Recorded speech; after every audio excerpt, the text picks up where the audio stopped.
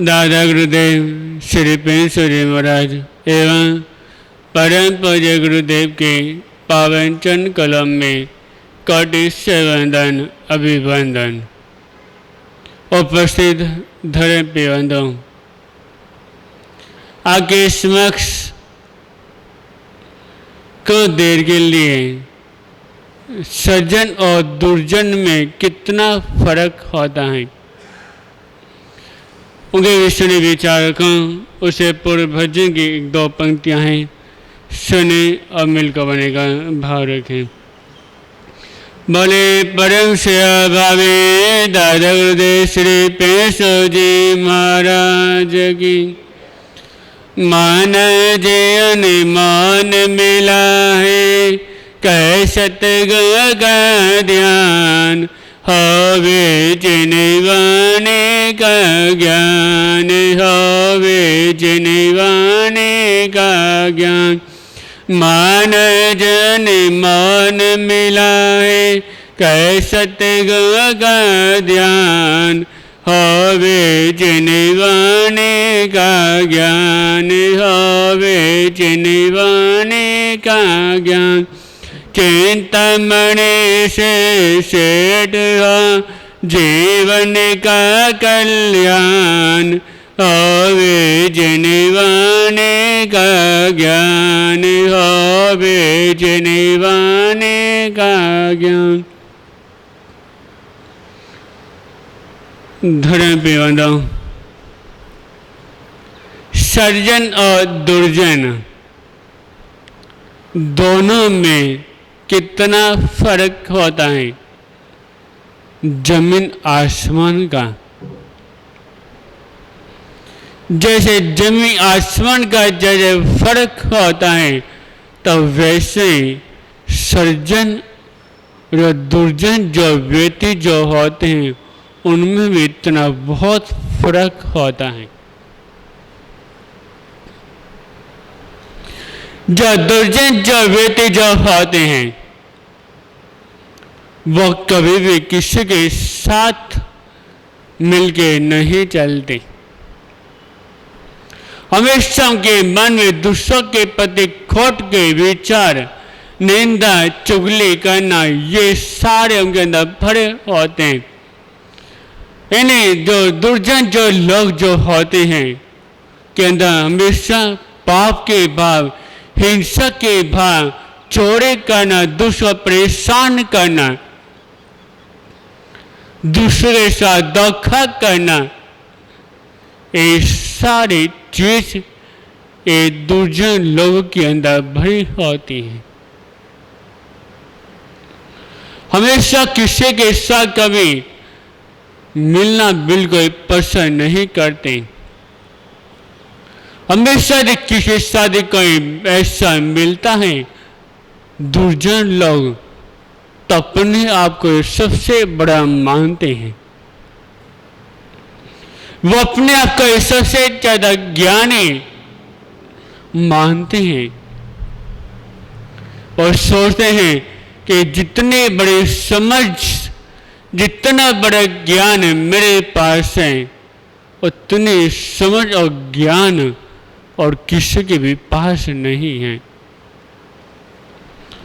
हमेशा दूसरों जब ऐसे तो मिलते नहीं, आदि मिलेंगे जैसे अपने जीवन को खराब करते करते चले जाते हैं तो वैसे ही सामने वाले के भी जीवन को खराब करते हुए चले ही जाते हैं। उनका वैसे जीवन होता है। अद्यो किसी को पकड़ लें तो उनके जीवन को हमेशा के लिए वो बिल्कुल खत्म कर देते हैं। जैसे सांप का विष होता है, बिच्छू का विष होता है। यदि किसी को कोई किसी को सांप यदि काट ले, यदि बिच्छू यदि काट ले, बेशक व्यक्ति उसे बच जाए। यदि जो दुर्जन जो लोग जो होते हैं यदि किसी यदि काट ले तो वो व्यक्ति कभी बचता नहीं। एक बार बादशाह ने अपने सभा राज दरबार में सभी से पूछते हैं कि सबसे ज्यादा तेज कौन काटता है। किसी ने मधुमक्खी का नाम लिया, किसी ने कुत्ते का नाम लिया, किसी ने सांप का नाम लिया, किसी ने बिच्छू का नाम लिया, किसी ने किसी कीड़े का नाम लिया कि साझा ये तेज काटते हैं। अब बादशाह का सबसे बुद्धिमान कौन था? बीरबल। जो उससे ये प्रश्न जब किया गया तो उसने कहा साझा सबसे ज्यादा तेज ये दुर्जन बेटे काटता है। अब बादशाह ने पूछा कि वो कैसे? तो बीरबल ने कहा साझा सुनो, अधिक किसी व्यक्ति को कोई अधिक काट ले तो उसका मंत्र औषधि उसके वो मिल जाएगी। अधिक मधुमक्खी काट ले, कोई बिच्छू दे काट ले तो उसकी दवाई मिल सकती है। अधिक किसी को कोई दुर्जन व्यक्ति काट ले तो उसकी इस संसार में उसकी कोई भी दवाई नहीं है। इसलिए हे साझा, इस संसार में सबसे ज्यादा तेज एक दुर्जन व्यक्ति काटता है, क्योंकि सांप के केवल दांतों में विष होता है, बिच्छू के केवल उसके पंजों में जहर होता है और मधुमक्खी के भी उसके केवल पंजों में जहर होता है। पर जो दुर्जन जो व्यक्ति जो होता है उसके अंदर एड़ी से लेकर चोटी तक उसके अंदर विष घुला होता है।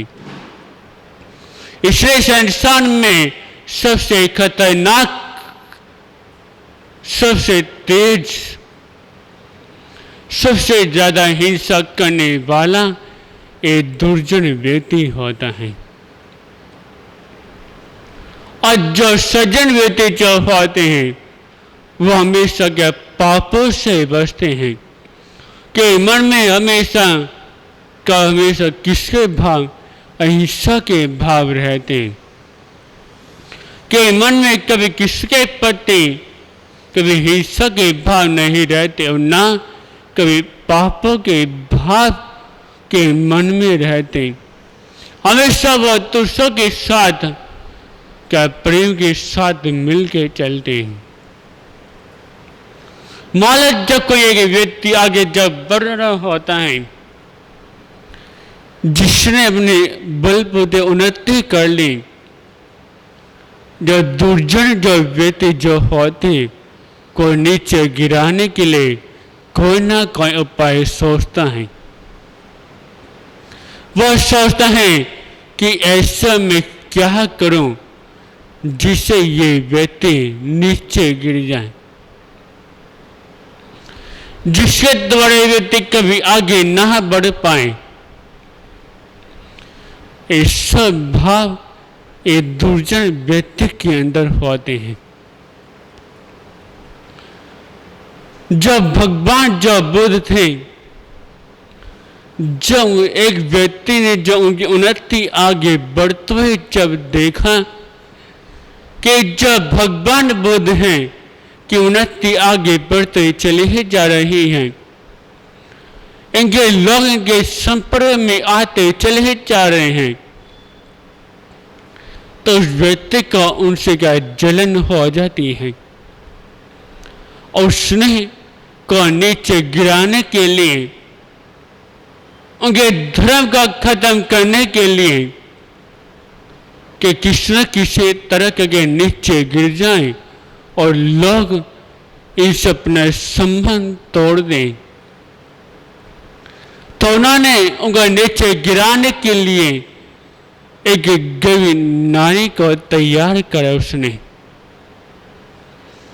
कभी कहा जाता है कि नारी की एक ऐसी होती है, यदि वो चाहे किसी घर को चाहे उजाड़ भी चाहती है और चाहे किसी घर को एक कर भी सकती है, क्योंकि जैसे ये ताकत नारी के अंदर होती है, ऐसी ताकत पुरुष के अंदर नहीं होती। क्योंकि नारी के हाथ में ही होता है कि किसी घर को कैसे बर्बाद करना किसी घर को कैसे जोड़ के चलना है।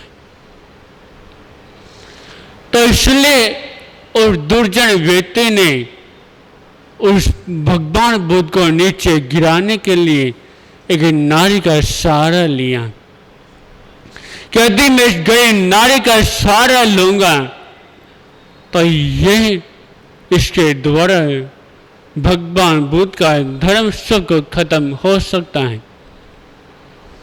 तो उसने क्या करा, उसने उस नारी के पेट में कपड़ा बांध देता है और कहा कि जिस समय भगवान की दर्शन सब जब लगी हो तो उस समय तुम्हें वहां पे जाना है और कहना है कि हे बुद्ध, मेरी कुर्सी में तुम्हारा बच्चा पल रहा है, तो कि देख कर इसका पालन पोषण का ध्यान रखो। जब तुम मेरे पेट में तुम्हारा बच्चा पल रहा है, इसकी देखभाल कौन करेगा। अब ये तैयार होने के बाद अब जब भगवान बुद्ध की धर्म सभा जब लगी तो नारी अपने पेट में कपड़ा बांध के वहां पे पहुंच जाती हैं और सारा बोलना शुरू कर देती हैं। और जब ये सुनने के बाद वहां पे जितने भी उपस्थित लोग थे सब देखते हुए रह जाते क्या हो रहा है। तभी उनके बराबर में बैठे हुए के शिष्य आनंद बोलते हैं कि गुरुदेव, ये सब क्या हो रहा है, इसका समाधान करें। तो भगवान बुद्ध कहते हैं, सुनो, जिनके पेट में पाप होता है, जिनके अंदर दूसरों के प्रति देश के भाव भरे होते हैं, वो जल्दी से टिकते नहीं। एक नए दिन ऐसे समय आता है क्योंकि पाप दूसरों के सामने आए बिना नहीं रहता। एक पापी व्यक्ति अपना कितना भी पाप छुपाता रहे, वो कब तक छुपाएगा। एक दिन तो ऐसे ही आता है कि पाप सबके सामने प्रकट होए बिना नहीं रहता। इतने कहना तक कि उनका तुरंत जिस नारी ने अपने पेट में कपड़ा जो रखा था वह तुरंत खुल के नीचे गिर जाता है। सारे लोग देखते देखते रह जाते हैं कि इस नारी ने हमारे भगवान के प्रति कितना झूठा कलंक लगाया। जैसे उस नारी को सम्मानित हुए तभी भगवान बुद्ध सभी को रोक देते हैं, ऐसा पाप तुम भी कभी मत करना। इसलिए जो कर रहे हैं इसलिए कि बने पेट के लिए, जो इसलिए जो कर रहे हैं ऐसा दूसरों के कहने से जो पापी जो व्यक्ति जो होते हैं वो हमेशा यही कार्य करते हैं।